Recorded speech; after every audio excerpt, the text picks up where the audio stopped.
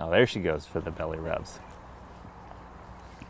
Good girl. Ryan Klumpner is spending the morning with Kona, a 2-year-old pit bull. She came into the shelter when she was 10 months old. He's a volunteer at the San Diego County Animal Shelter. She was a stray. And says Kona was scheduled to be euthanized for behavioral problems until he stepped in. People didn't like handling her because she was afraid of the doors in the shelter and the noise in the shelter.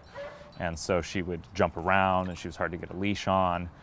But we figured out pretty quickly that when you got a leash on her and took her out, she turned into a totally different dog. When he found out she was going to be put down, he fostered her and helped find a family to adopt her.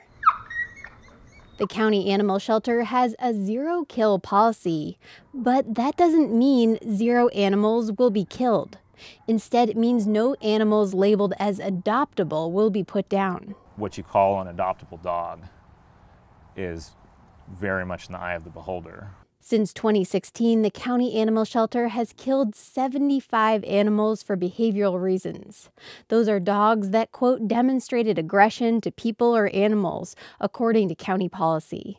A search through San Diego County's euthanization records shows some dogs clearly were aggressive, but several others had nothing in their records to indicate any behavioral problems.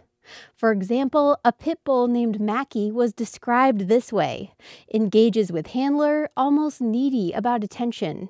Or an American bulldog Spartan, very human-friendly but dog-reactive.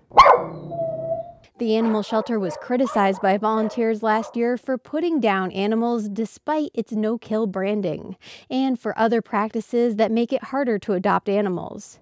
For example, until recently, the shelter wasn't open on Sundays, when most people are off work. There's been some criticism of the department. County Supervisor Diane Jacobs says that criticism is one of the reasons the county is considering outsourcing animal services. So it gave us some opportunities to take a look and to see, is there a better way to provide services, not just for the animals, but for the owners and for the taxpayers. The county is currently reviewing proposals from outside organizations and could make a decision in the coming months. They are highly trained and they're able to deal with any situation. David Garcias is the head of the union that represents all county animal services workers. He says the people holding those jobs should be public servants, not private workers. Do I want someone who's not a public servant or a public safety officer coming over and knocking on my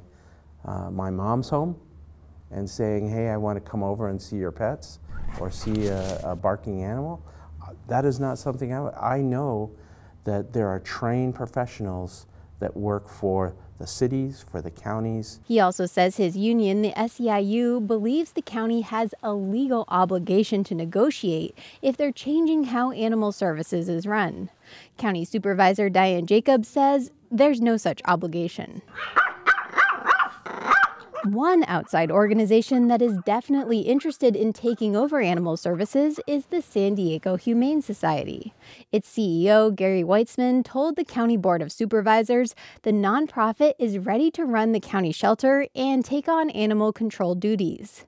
But he declined an interview with KPBS to go into more details about the plan at this point. If the Humane Society did take on the outsourcing contract, it wouldn't have to move its operations very far.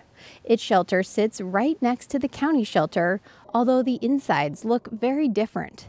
In the county building, multiple dogs are kept in the same chain-link pens, while at the Humane Society, 1 or 2 dogs live in rooms meant to mimic the inside of a home. The challenging part about animal shelters is just the huge difference between that environment and a home environment. Ryan Klumpner, the animal shelter volunteer, says he hopes to see changes that lead to more adoptions of dogs, including more posts on social media about dogs looking for a home and better facilities.